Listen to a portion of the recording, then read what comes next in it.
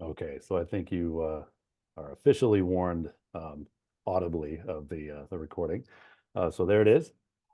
I want to thank everybody for being here today. We're finally getting into the research talks, part of our winter speaker series, and we're very fortunate to have two speakers today. The first speaker is Yueyi, who is at Stanford University, and she is a second year PhD student in the Earth and Planetary Sciences department there. She went there from Cal Berkeley, where she graduated with a bachelor's degree with a geology major and a climate science minor. Before that, she grew up in the city of Harbin in China, um, which the locals call the city of ice, which is perfect for this group. Uh, her passion for studying the icy world in the past and present has taken her to many wonderful places, looking at glaciers in Alaska, British Columbia, Oregon, California, and Antarctica. So aside from being an aspiring glaciologist, UAE is also a fearless advocate for inclusivity in academia, and that comes from service in professional societies. So in her free time, you can find her hiking in the Bay Area, drawing, singing with her ukulele, or sometimes all of the above at the same time.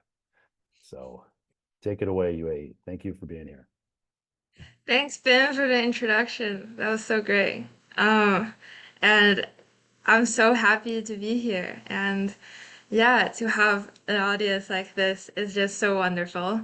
Um, so as Ben introduced, I'm currently a Stanford student, but today my talk is mainly on my work when I was in Berkeley. Um, and my talk will be focusing on the deglaciation in Lau Canyon in Yosemite National Park after the last glacial maximum. Um, the data that I'm showing, I got it back like October last year, so I'm still working on interpretation and finishing up this project. And I'm definitely welcome any thoughts and questions today. It would be really valuable to me. Um, yeah, so if you came to my GSA talk last year, you would have seen a lot of these things, but I use a different PowerPoint template. So technically, all the slides are new. um, the theme is a Chinese New Year theme because it's the Lunar New Year season. And when I was working on it, it was Lunar New Year. And if you work on Lunar New Year in China, you get a shout out on national television. But here in America, it's just a normal work day. Um, I was just trying to lighten up my mood when I was working. But actually, just kidding. I actually took the day off and ate a ton of Chinese food. So, uh, all right, let's go. So before we dive into the research, I want to give an acknowledgement to the land that we conducted our fieldwork in the Yosemite National Park area, which is the home of many Native American tribes and people. And we take this opportunity to thank the original caretakers of this land. And in the spirit of Lunar New Year season, I want to share a little bit of Chinese American history at Yosemite to pay tribute to the ancestors. So in Qing Dynasty, many Chinese came over to California for the gold rush. And the US put mining taxes for foreigners that drove a lot of Chinese people to other industries that they can make a living, such as building the railroads. When I did field work in Yosemite, we drove down to the Tuolumne Meadows through Highway 120, also known as the Tioga Pass.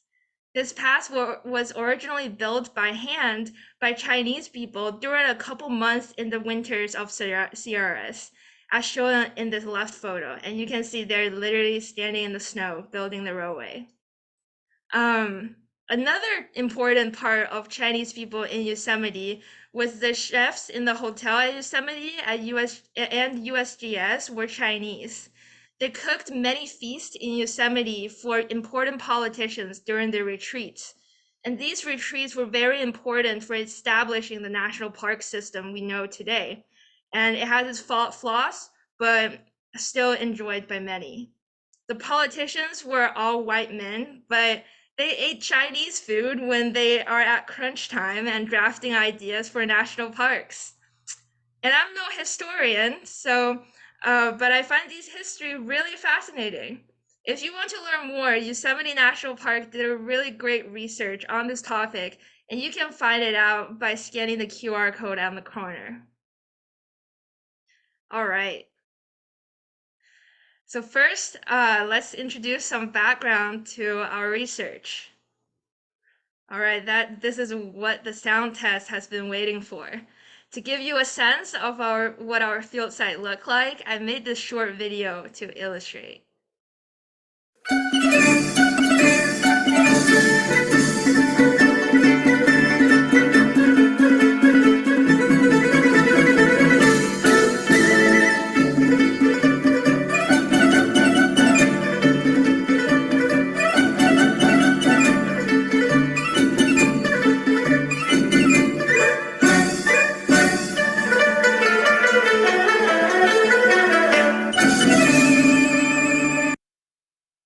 Yay. If you know the background music, you're very cultured. All right. Let's go to the next slide. All right. So this is where Lau Canyon is and what it looks like. Lau Canyon is in the east of Yosemite National Park.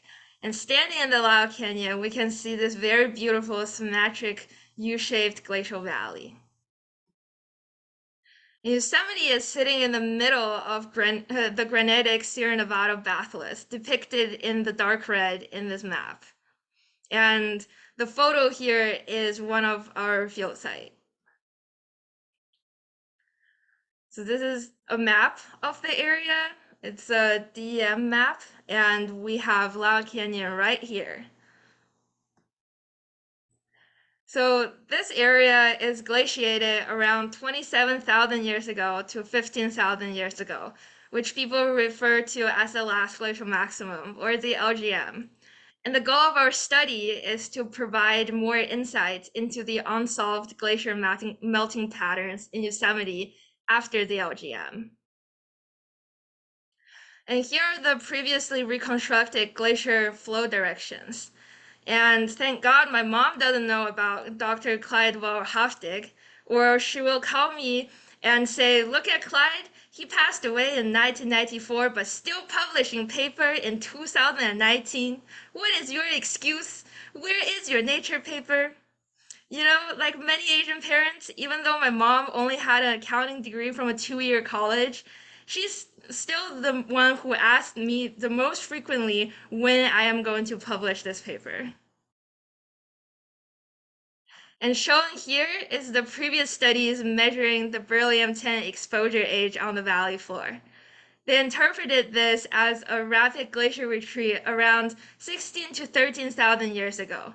Other studies of local lake sediment cores suggest there were a longer deglaciation period with periodic glacier advancement while in the overall retreating phase. So for our study, as you can see here, we sampled 3 transects on the vertical valley wall. We aim to address the timing, rate, and pattern of glacier thinning and retreating in Lau Canyon, which may help us understand today's mountain glacier melting. And to answer our question, we use in-situ cosmogenic exposure age dating.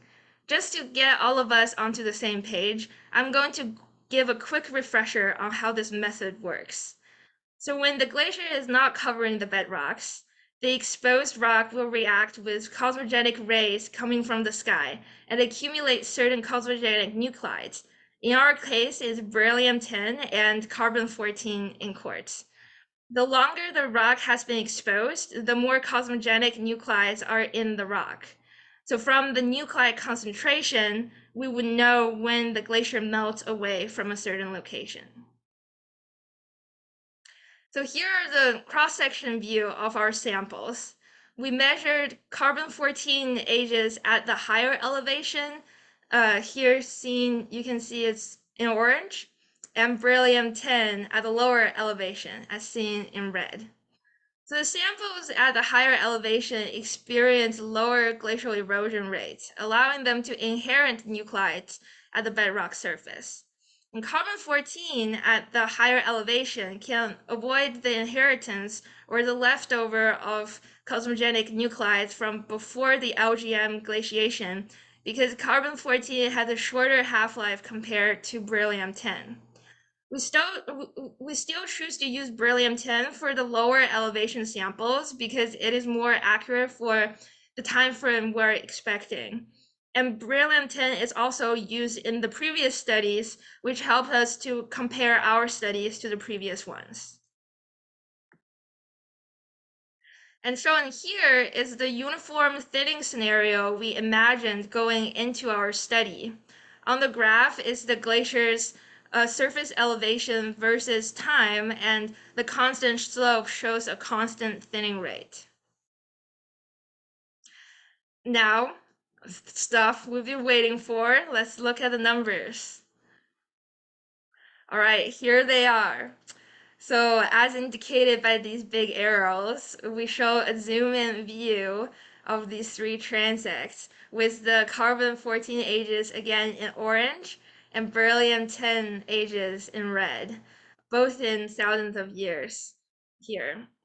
For the transect on the north and the south, so the KCN and the AEP, the north and south transects, we can see the older exposure ages and are in the middle of the transects, and the exposure age sort of decrease when you go either higher or lower elevations.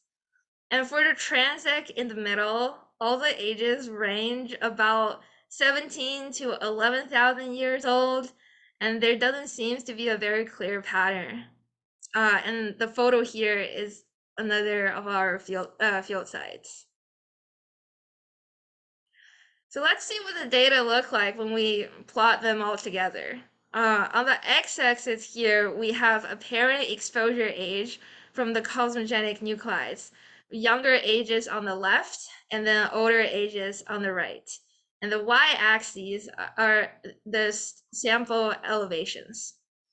So first, let's look at the lines here. There is a black line and a gray line. Those are the forward model scenarios. The black line represents a uniform thinning scenario from top to bottom, and the gray lines represent the scenario where the middle elevation sort of melt out the first, and then we have a cirque glacier retreating up elevation, and then a lower main glacier thinning downwards. And the dots here are our sample ages. The gray ones on the top, those diamonds and triangles and circles, those are the carbon-14 ages with their arrow bars. And then the red one that's at relatively lower elevation, those are the beryllium-10 ages. And different shape of those dots represent the different transects they belong to. So at a higher elevation, the carbon-14 ages compared to the lower elevation beryllium-10 ages have a wider spread. And we can also see the north and south transects ages decrease going in up elevation. The lower elevation ages, they're closer to each other and show a rough trend of decreasing going lower elevations. So what are some possible explanations on why our data look like this? When we look at the middle transect, it is close to the rapid thinning scenario we envisioned. The bedrocks are all exposed around the same time, and the exposure ages are decreasing when we're going down elevation. So the higher elevation get exposed first, and it has the older ages. And we're really surprised to see the higher elevation carbon-14 ages are way younger than we were expecting. which means there's still some coverage after the initial melting. This is due to ice and snow coverage, it might look like something shown in the animation.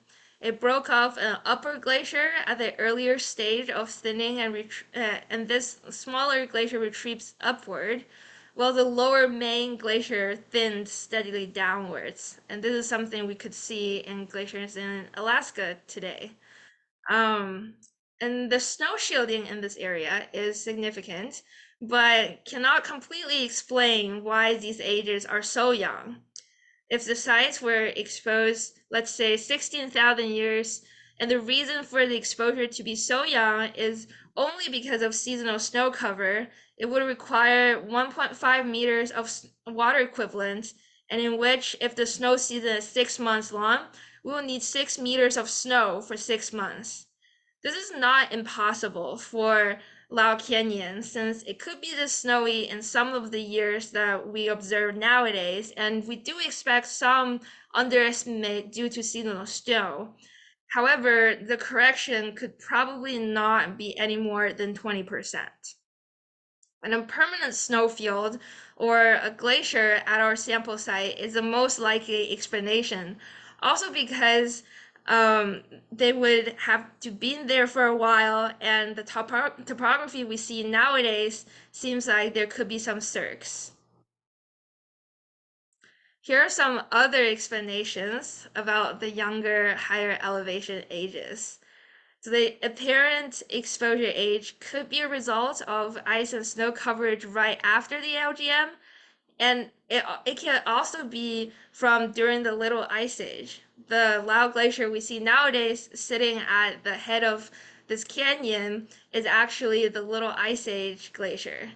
So instead of one glacier that could lasted for a very long time, it could be two separate events that we're seeing, and the only thing we can observe is a apparent age. And there could be other rocks or material covered in sample site or rock fall from the sample site at some point, and we're super unlucky, but we consider this to be less likely because we genuinely try to like avoid sites that might look like it's been covered or it's been eroded after the deglaciation. Um, and also, if we're so unlucky that it just happened to those all the higher elevation samples we're getting, they're still showing this trend, which is really odd if that's the case. So that's an unlikely scenario we're thinking. So if you notice that the valley wall ages, the ones that is close to the bottom, they're slightly younger than what we see at the valley bottom in the previous studies. And we're thinking this might be due to the difference in snow meltout every year at the different elevations. So maybe at the lower elevation at the valley bottom, the snow melts out earlier for maybe a month or two every year. And then when you go higher elevations, there's a delay. And over tens of thousands of years, that could cause a difference in their apparent ages. And last but not least, the scattering of these ages in the same profile might reflect chunks of ice or snow got left behind the valley wall when the glacier was thinning. And on a larger scale, when the valley glacier thinned, some places might have cirque glacier or snowfield left, while the other places might not. And this disproportional melting at the glacier boundary may be creating apparent exposure ages with a wider spread. So here are the conclusions we have so far. First, the glacier has indeed covered this elevation during the LGM. Previously, people are predicting it was covered by LGM purely based on their uh, geomorphology observations, but now we have ages on these higher elevation locations. And these ages are significantly less than 20,000 years. So yeah, they were covered in LGM. And secondly, our sampling strategy is effective in determining the thinning rate and some direction of variations, but not necessarily more detail on the thinning and thickening history. And for the main valley glacier, we observed rapid thinning at around the same time throughout the valley, just as the previous study observed. And we're echoing their conclusions here. And at the higher elevation, there might be significant ice and snow coverage after the thinning initiated. This is a future work slide. I feel if someone does this, hopefully me someday, it would be really cool. I'm noting here it is my artist rendition. It is not a real model. I wish it is. Um, but in my career, I really hope that one day I can have some sort of glacier flow model to model the extent of paleoglaciers, and this model would be constrained by these geochemical data that we have. And it's very challenging because it's long time scale and the constrained data is very sparse. And oftentimes they're very complicated even to interpret on their own. But I thought that would be really great because paleoglaciers, we see so many glaciation cycles and they were complete cycles, even if they're on different time scale. And contemporary glaciers, though we have very dense data, we don't know the future. We don't know what we don't know. And it's important to learn from paleoglaciers to see what the cycle look like. That's why I'm hopping in between the two. And hopefully one day um, in my career, I can try to bridge some of the gaps between these two communities. And finally, I want to first give acknowledgement to all my mentors. They are super cool legends and rock stars, and I couldn't possibly do this work without their support and their insights. And I also want to acknowledge all these grants and fellowships and labs and Yosemite National Park that gave me so much support in doing a work like this. And here in the illustration is all my friends from college who helped me carry the rocks out of the canyon. All right, I will leave this slide on and thank you, and I welcome questions.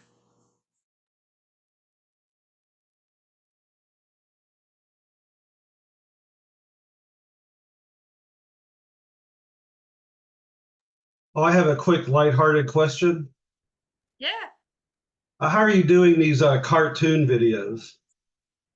Oh yeah, I use Adobe Photoshop. So they have like a timeline thing and you can like I draw different frames of these cartoons and I put them together. And in Photoshop you can do it. It's pretty easy. Yeah, Doug? Nice talk. Yeah, that was really interesting, and I got to say, very definitely not the type of results I would have anticipated either. I don't have easy explanations. I'm curious, but the really young ages that you've got on the eastern two transects, I think it is, um, Hmm. that go up to the Kuna Crest area. Um, you go up onto a bench up there. Like the main canyon has sort of steep wall, and then it benches out a little bit more before you get to the main crest. Did your sample transects get up onto that bench? And did you go? Yeah, yeah. The younger ages are like over that bench Yeah, already. Yeah. I kind of wonder if somehow that has something to do with it because it's just so geomorphically different there. Um, and there are a few places where I see what geomorphically you see what appear to be either small Holocene rock glaciers and or maybe sort of moraine-like deposits. But I don't think I'd see them going down as far as you got on your radiocarbon ages. So I'm curious if there's something else happening there to have those ages be so young because they're kind of remarkably young.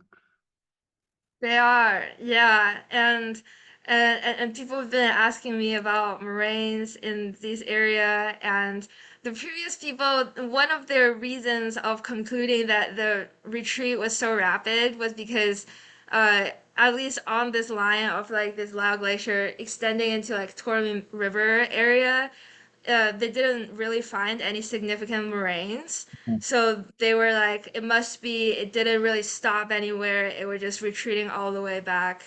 Yeah, that was part of it. And when I was there, I also didn't really see any moraines. It's more of the bedrocks, if not like forested area. Yeah, but our samples are from the bedrock areas. Were they striated, in any case, or the samples?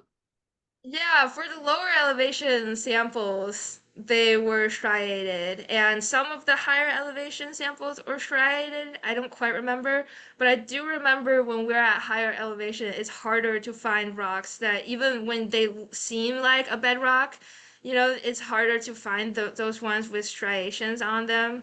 And my guess would just be it was like because they were so high elevation, even when there were glacier, it was thin, and the stress is just not as large as the ones near the bottom, and it's harder for them to have like significant erosion marks on them. Yeah. I'm sort of curious if maybe there's some exfoliation going on that might also explain that. Just having a single slab pull off, and then that would give you a significantly younger age, exposure age.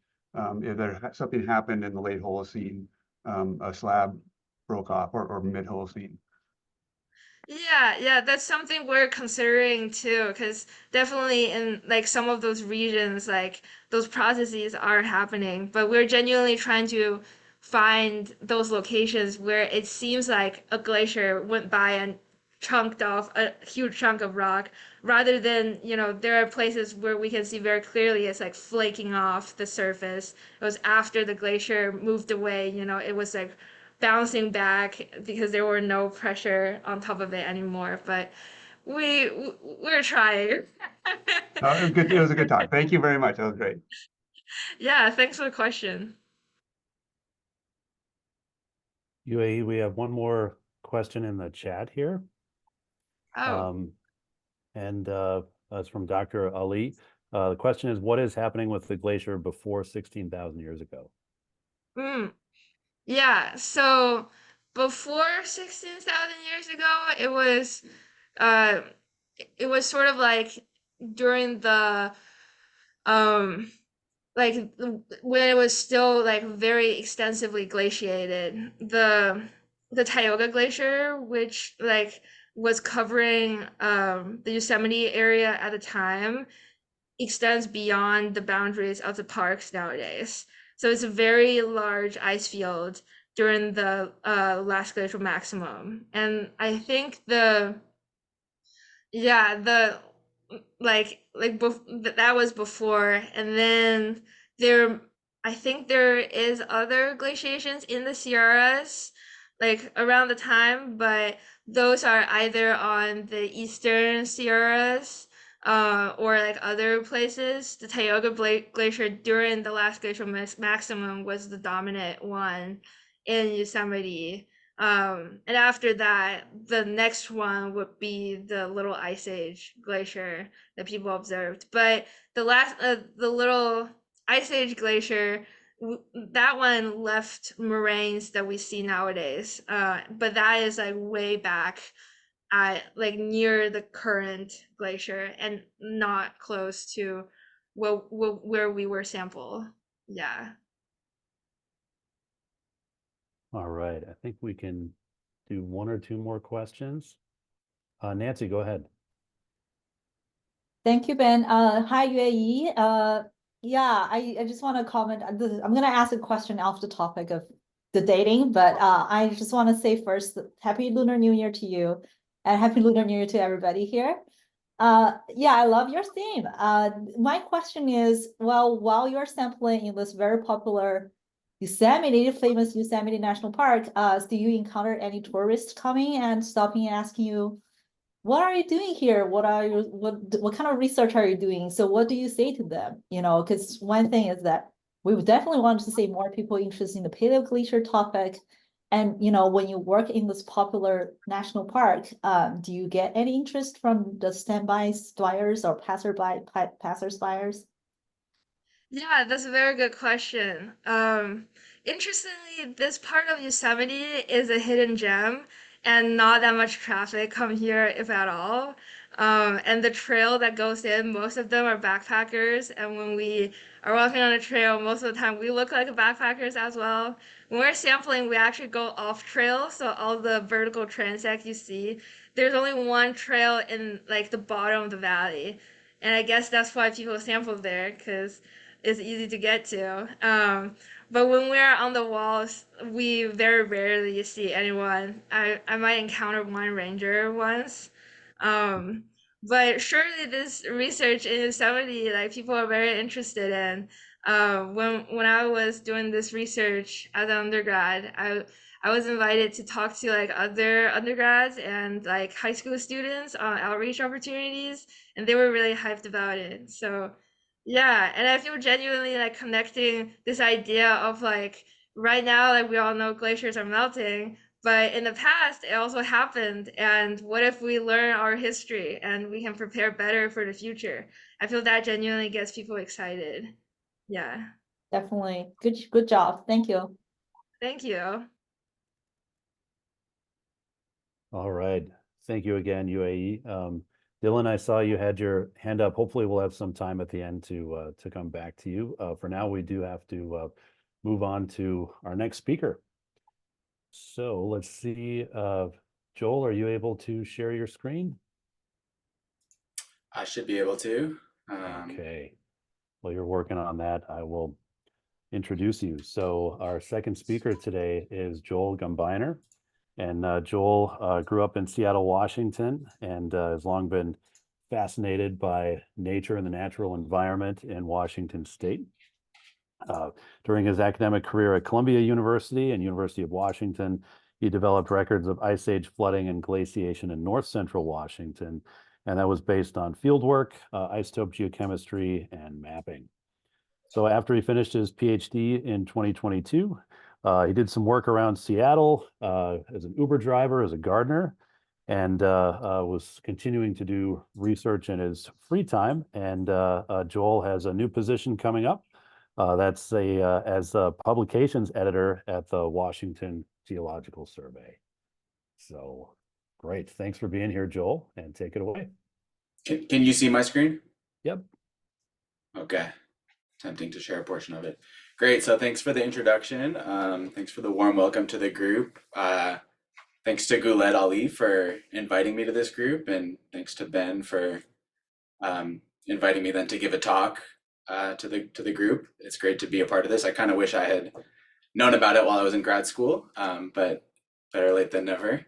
And so today I'm going to be talking about the Okanogan lobe of the Cordilleran ice sheet, moving a little bit north from Yosemite, but thinking about the same time frame. And so just to get started, the Cordilleran ice sheet was one of the major northern hemisphere ice sheets of the Pleistocene. We don't know how many times it formed, but it formed repeatedly throughout the last 2.5 million years. And on the southern margin of the ice sheet in Washington, it's pretty clear that the last iteration of the ice sheet was the most extensive of the Pleistocene. And so today I'm going to be presenting cosmogenic nuclide-based exposure dating chronologies that have been built up over the last decade at the University of Washington, involving my advisor, John Stone, and a cast of undergraduate research assistants over the years. And this work, if you want to know more about it, there's quite a bit more detail in my PhD dissertation, which is entitled The Okanogan Lobe and Moses Coulee During the Last Glaciation. So on the title slide here, you're looking at an image of a glacially transported,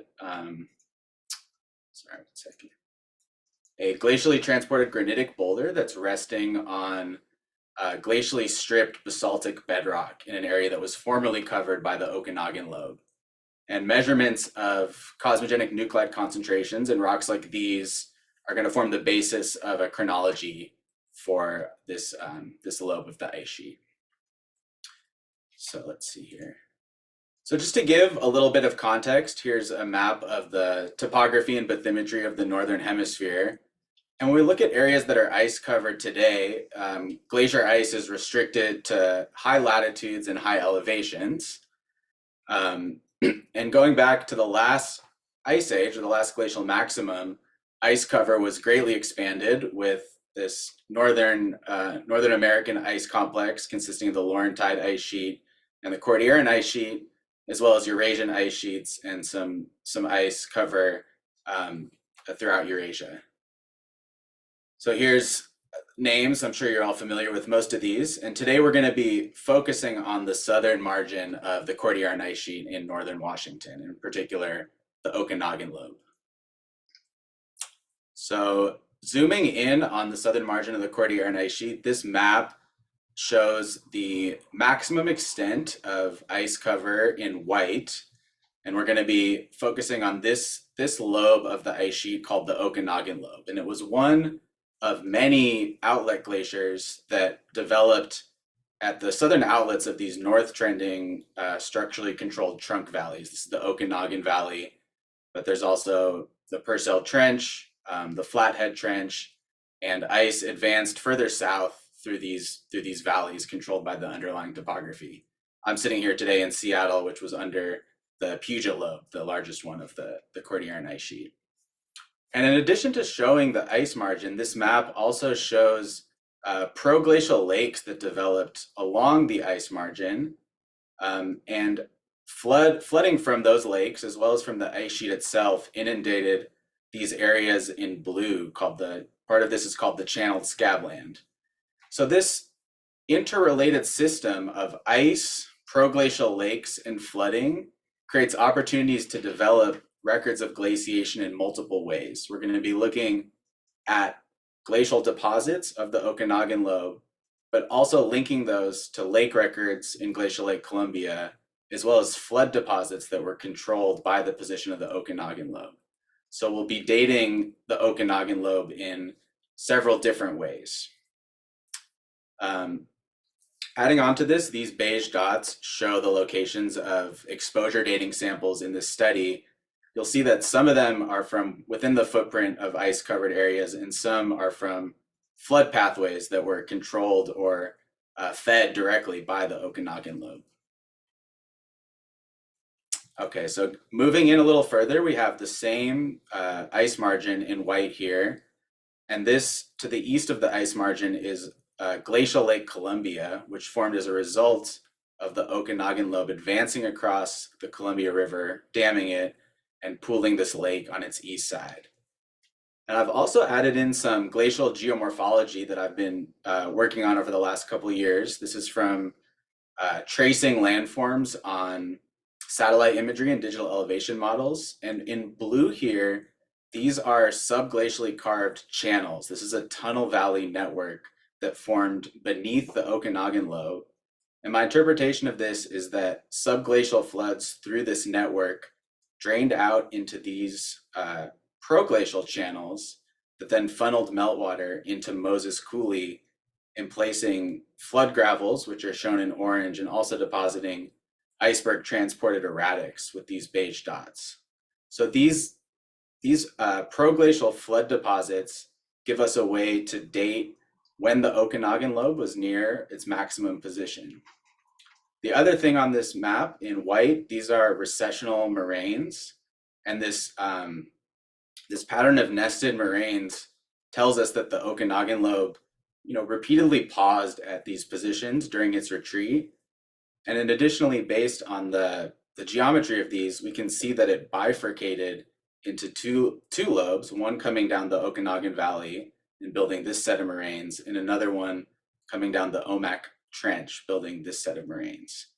And we're going to date that process of retreat using scattered glacial erratics on this plateau. Okay. So before I get into the exposure dating, I want to talk briefly about lake records in Glacial Lake Columbia. And these correspond to when the Okanogan Lobe was across the Columbia River pooling this water. So this is Brian Atwater looking at some of the varves that accumulated in Glacial Lake Columbia. These are some of the last ones. And in the 1970s and 80s, Brian did a very detailed study counting these varves. And these tell us how long the Okanogan Lobe existed across the Columbia River to create this lake. So his counts, he did what he calls a stingy count and a generous count, because it's not obvious exactly how to count these things, but it's somewhere between 2,000 to 3,000 annual varves. So that's 2,000 to 3,000 years of duration that the Okanogan lobe existed. However, there's almost no datable material in these glacial equestrian sediments, so we don't quite know where this is within time. It's just a floating varve record. So we're going to use the exposure dating to try to pin this within time. So to do that, I want to start with when the Okanogan lobe was near its maximal position with these outburst flood deposits in Moses Coulee. So this is what one of these flood deposits looks like. This is basaltic boulder gravel. You can see sort of crude foreset structure in this deposit.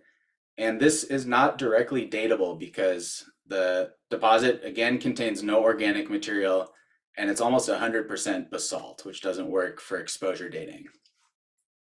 However, if we go to the margins of Moses Coulee, there are these scattered deposits of granitic and quartzite boulders and cobbles, and they're typically surrounded by piles of felsic sand.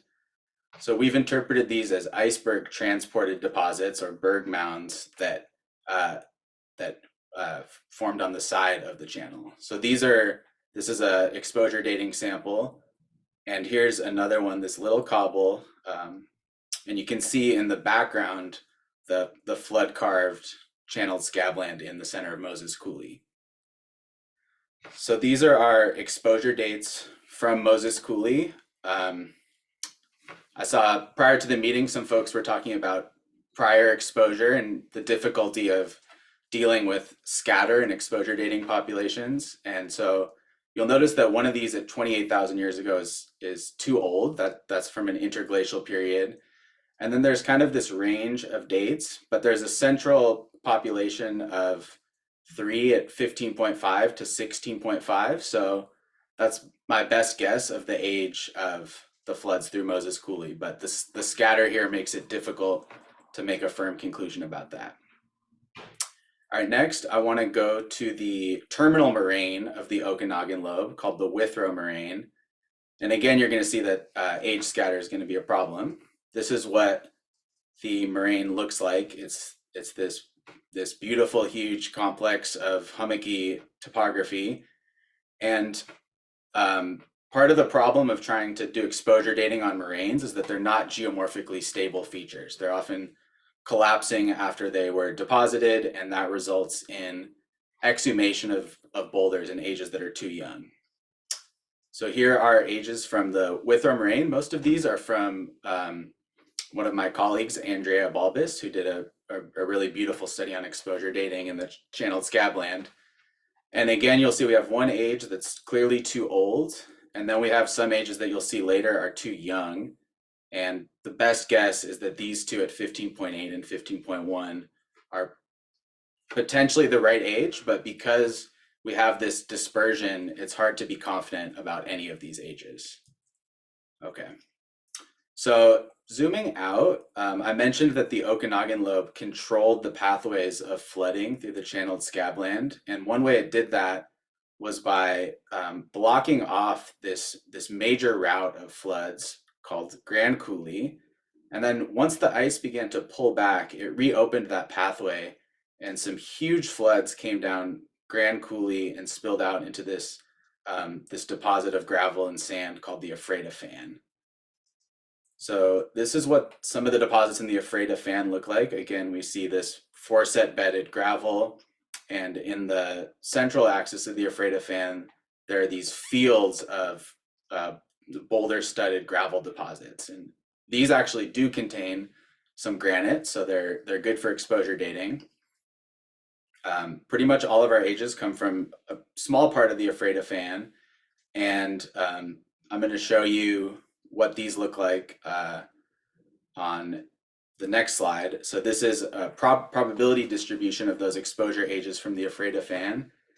And this is one of the only sites where I'm going to show the data like this, because we have 16 ages, which is enough to to make some statistical conclusions. And you can see they form a pretty nice normal distribution centered around 15,000 years ago. So a little bit younger than those ages for the ice sheet maximum. And I think one quick note here is that we dated these with 2 nuclides. We used beryllium-10 in blue and aluminum-26 in red. And this is for other people who are doing exposure dating. There was a period of time where the Lawrence Livermore lab was not producing the best beryllium-10 data. So there's a more scatter in the beryllium-10 than the aluminum-26 data. But fortunately, they both line up at about the same point. So that's our age for the Ephrata, about 15,000 years ago. Okay, so now looking at the northern part of the glaciated plateau, these are really beautiful samples for exposure dating. This is a granite boulder resting directly on basalt bedrock. Unlike the moraine, it's in a geomorphically stable position. It's not embedded in sediment, so we don't have to worry about exhumation. Here's what some more of these beautiful exposure dating samples look like. They're just resting right on bedrock. No chance that they moved or were eroded from enclosing sediment. And for that reason, these ages tend to cluster really nicely, and we don't have as much dispersion as we saw for the attempt to date the moraine. So you're seeing a lot of ages between 14 and 15,000 years ago, which is when we think the ice was pulling back from this part of that plateau, developing these recessional moraines, and this is when the bulk of the deglaciation was occurring. So finally, as the ice continued to retreat, it eventually it pulled back from the Columbia River. Glacial Lake Columbia drained, and there were subsequent floods that occurred after the deglaciation down the Columbia River. So this is the samples from this site tell us they post-date the glaciation of the Okanogan Lobe entirely.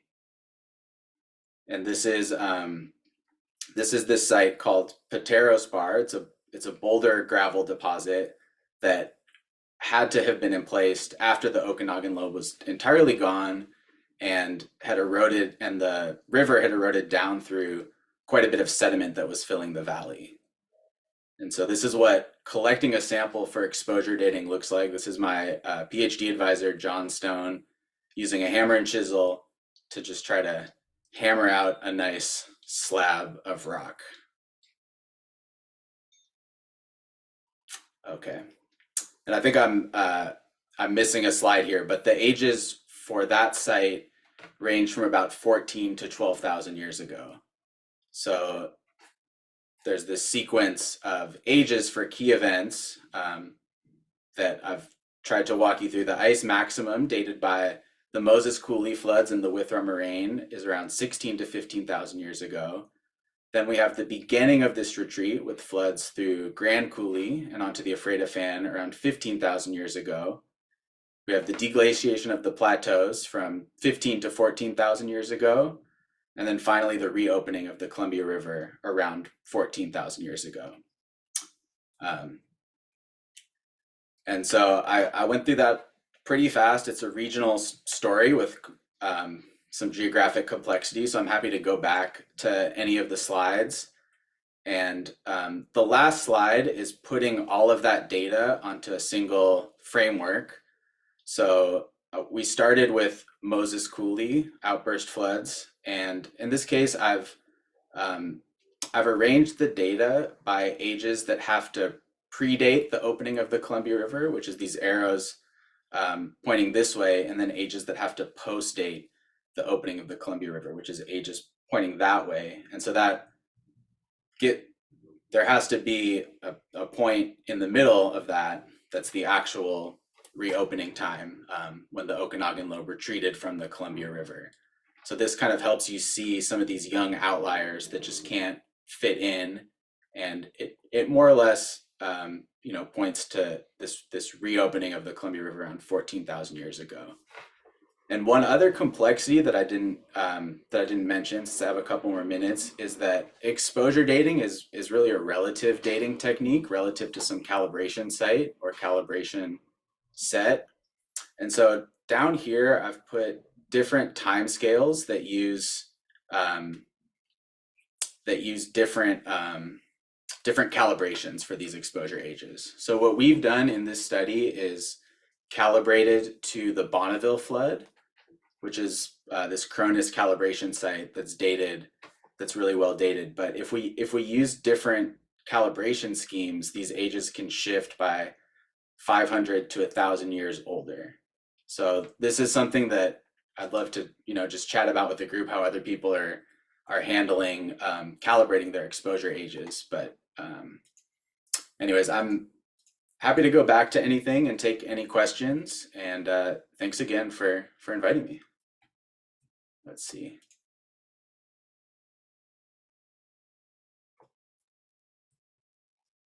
All right. Thanks very much, Joel. Yeah. Really great to see your data here, and thank you for walking us through all these field sites. Absolutely.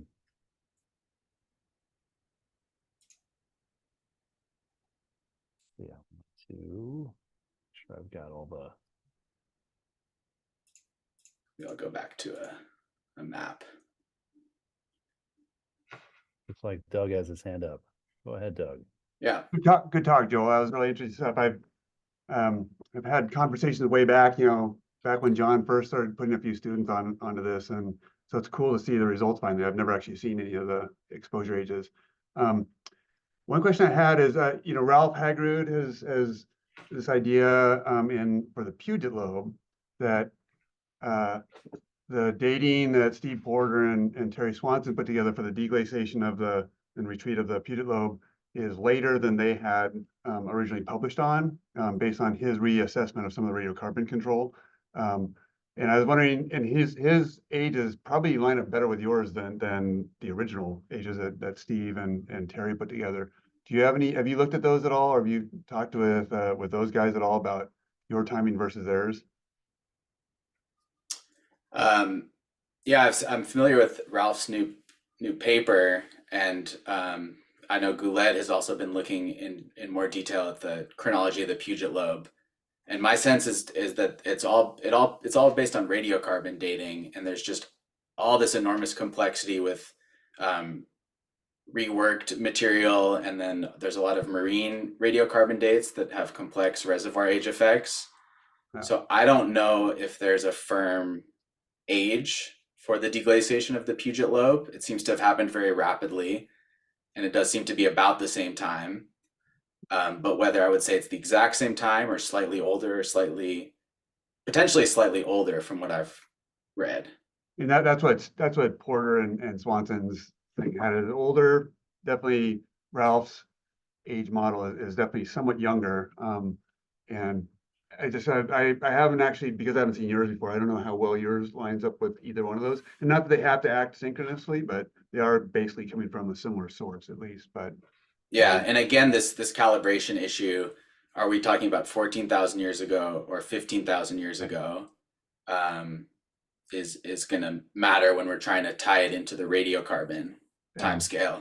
Yeah, and there's also the complexity of lakes and or marine margins on the Puget Lobe side that can muck things up for sure. So yeah, what you got. Anyway, good talk. That was great, cool information. Thank you.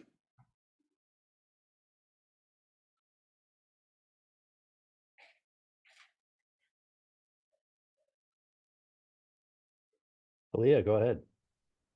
Hi, Joel. Thanks for a great talk. I'm kind of curious about those tunnel valleys that you have mapped, and sort of what sort of features you were looking for on the landscape to find them. We think that there may be something like that out in some parts of Southeast Alaska where we're working on the Cordilleran ice sheet there.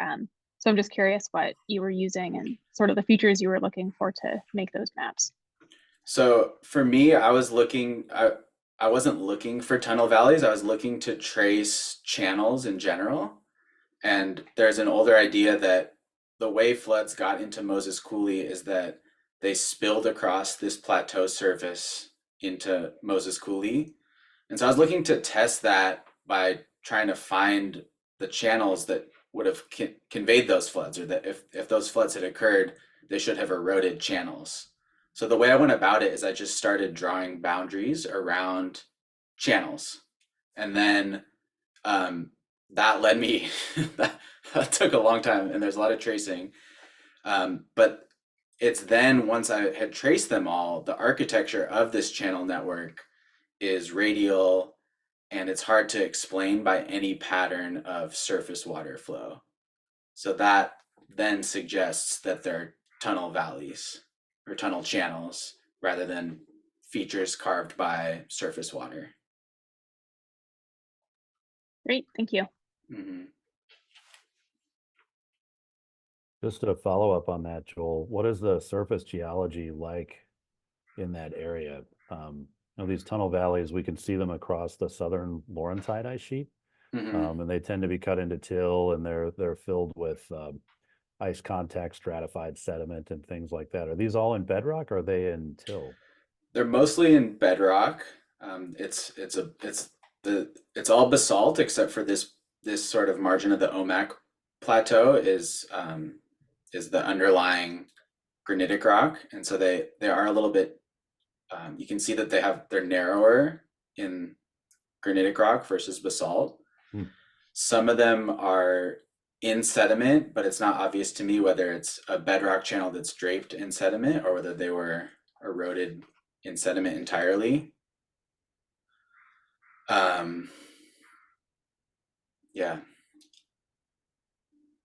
And in terms of the deposits that are within them, there are not many exposures, but there are these bouldery, cobbly gravel till deposits in them, and the surface is sort of draped with these recessional moraines. And I didn't talk about it, but in the lighter blue color, these are eskers that sort of seem to be decorating the surface, and it's under that is this mostly bedrock channel network. Interesting. Okay. Yeah, just the association of glacial depositional features there is otherwise really not too different from what you see across the Midwest, Southern Laurentide anyway. Yeah, that's what I've been looking at some of that and thinking about the parallels for sure. I mean, it seems to be that it's a common feature of ice sheet margins almost anywhere you look. Yeah, yeah.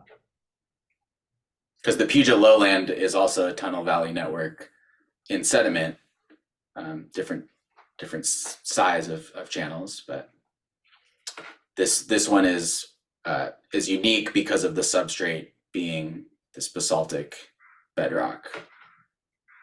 A parallel might be the labyrinth in Antarctica. Yeah.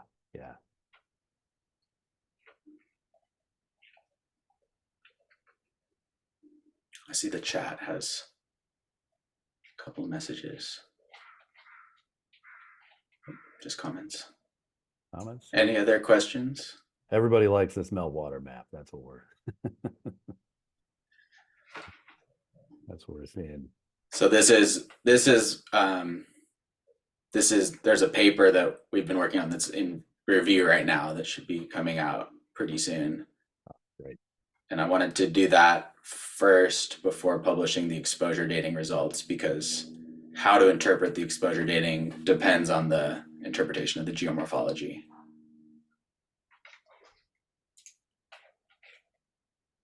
Great talk. All right. Yes. Thanks very much, Joel. We are at the top of the hour here, so Okay. I think we're going to wrap things up. So thank you again to both our speakers. Thank you for everybody for participating today.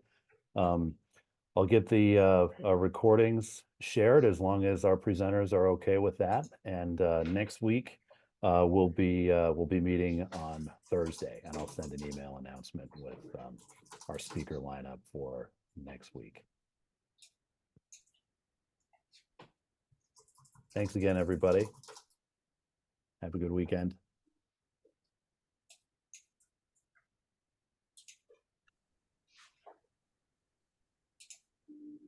Thank you, Ben, for leading us and to our speakers. Yep. Thank you. Yep. Thanks, everyone.